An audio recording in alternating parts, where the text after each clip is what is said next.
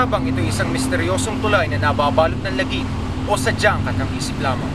Maraming kwento ang aming narinig at waray kumugulo sa isipan ng bawat naparinig. Tunghayin natin ang pinagmulan at ang mga kwento sa kabila ng bumabalot na Lagi sa tulay ng prinsesa. Isang lugar sa probinsya ng Quezon ang aming tinungo upang masulipan ang nasasabing tulay. Ito ay makikita sa lungsod ng Tayabas. At ayon sa aming nasagap na impormasyon, ang tulay na ito ay tinayo noong 1950 sa kapanahunan ng panunungkulan ni Presidente Elpidio Quirino. Yung prinsesa, ay may pinatay na prinsesa. Kaya naging prinsesa ang tawag. Ayon sa aming nakita, sadyang kapansin-pansin ang kalumaan nito. Marahil dito, minarapat ng aming team na bumaba sa ilalim ng tulay upang makita ang istruktura ng nasabing tulay ng prinsesa. Ito na po at lalakbay na namin ang matarik na daan patungo sa ibaba ng tulay. Sadyang makitid at delikado talaga ang daan sapagkat sabi nila, ginawa lang daw ito para sa mga magsasaka.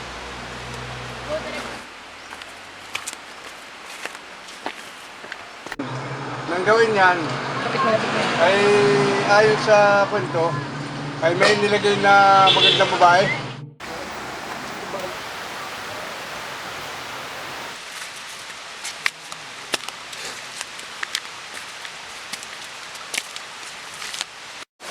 Ngayon ay nasa ibaba na tayo.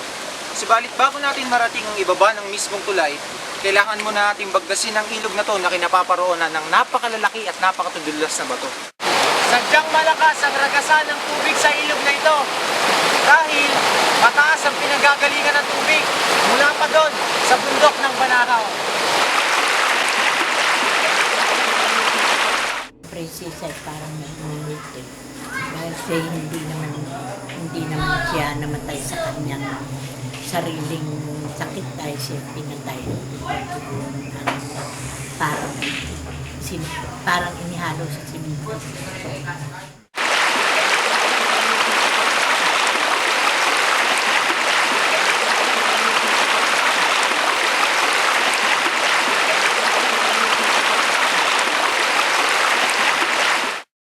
Meron kaming ilang nakapanayam na may iba't ibang karanasan habang sila ay dumaraan sa tulay at sadyang kapanindig balahibo ang kanilang mga kwento. Karanasan na hindi mawala sa kanilang isipan at hanggang ngayon ay hindi nila masagot. Tayo na at tunghayan natin. Punta ko nung hapon, at yung kalabaw ko ay aking ihatid ko sa tawid ko nung hapon, kita ko na ay tao. Mga anong oras mo? 4.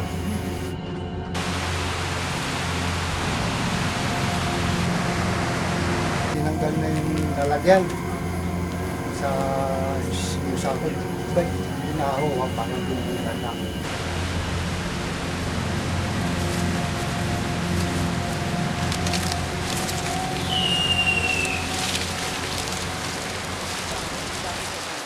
One time nga na kami magbabarkada pumunta ng Lucena, nagkaakitan lang mga nakamotor. Then, para balik namin galing Lucena. Tara para kita na tayo sa rumah.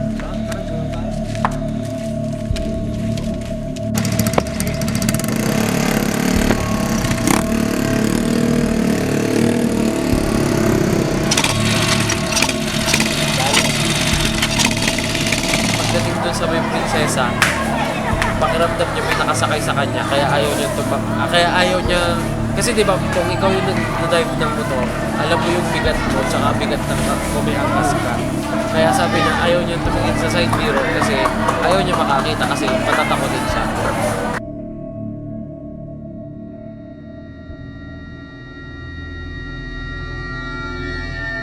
Wala pang makapagsabi kung ano talaga yung meron.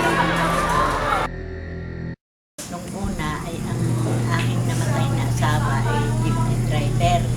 Taga rito naman ang may-ari ng jeep. Hindi kami gagrahin na yung mister ko. Ako'y kasama pa ng bibiyahe niya. Pag gagrahin na siya, dinadaanan niya ako. Dahil dito naman ang may-ari ng kami mister ko ay nasa unahan ako. Sabi, parang may sumakay na ang pangalan ko, Miling, Nanay Miling. Miling parang may sumakay na babae.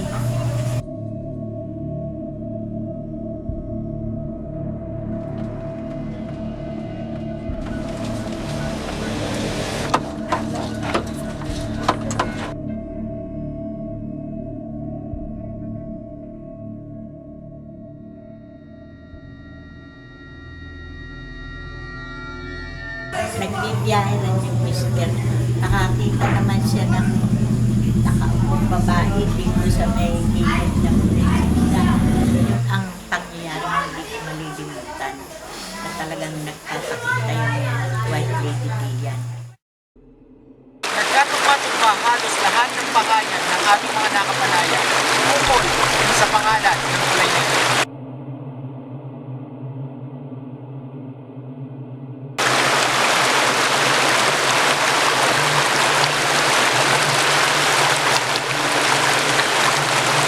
Nagkatugma-tugma halos lahat ng pangalan ng ating mga nakapanaya ukol sa pangalan ng tulay na ito. Ayon sa kanila, meron daw isang prinsesa o isang babaeng mala prinsesa ang ganda na inilagay sa tulay na ito nung ito'y ginagawa noong panahon ni Presidente Emilio Quirino. Pero ayon sa nakalap namin impormasyon sa Departamento ng Turismo dito sa Tayabas, ang tunay na dahilan bakit tinawag itong tulay ng prinsesa ay ito ay iniaalay para sa prinsesa ng Asturias. Ang Puente de la Princesa or Tulay ng Prinsesa ay bahagi ng barangay ng Sunisan ng Tayabas City. Ang tulay na ito ay tinawag ng Puente de la Princesa bilang parangal sa prinsesa ng Asturias ng Hilagang Espanya. At ito ay pinasabog noong ikadalawang digmaang pandaigdig ng World War.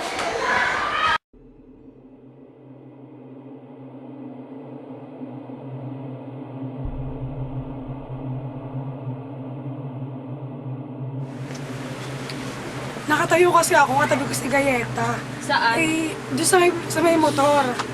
Doon, eh bigla bang may narinig akong nagbabagsakan na parang buhangin. Eh di ako nakapilingon sa taas. Pagkatingin ko eh, yung babae, mama, nakapuon sa puno. Tapos, diretso yung tingin niya. Sa'yo, nakatingin sa'yo? Hindi, nga buti nakatingin sa akin. Kung sa akin, Saan nakatingin? diretso para sa may ilog, mama, nakaganon. Tapos, Nakaharap siya eh. oo, nakaganto. Ilog hindi doon. May tsura? Hindi. Super black siya. Yung mukha, black, tapos ang damit ay dark white na may red, mama. May dugo. Hindi ko alam kung dugo yun. Paano yung mukha niya? May nakikita ka or wala? Wala, itim Walang talaga. mata, Straight walang na, ano. mama, nakaganto. Walang mata ganun. Pero parang nakadalawang beses tinignan mo ng full. Oo, mga 5 minutes nakaganon ako. 5 minutes tagal. 5 minutes, 5 seconds. Kasi nung naramdang bumagsak talaga yung mga buhangin, eh nagtingin din sa Gayeta. Eh ipa ko napatingin sa may taas. Ang kinig yung baba. Matapos ang aming obserbasyon at pakikipanayam, narito po ang aming munting alay sa mga kaluluwang umano'y nagpaparamdam sa tulay na ito. Ito po ang takot na bumabalot sa tulay ng prinsesa. Ako po si Christine Joy Saberola, At ako si Wilson Nieva, dito sa Lagim Lagim sa sa Dilim. Dilim.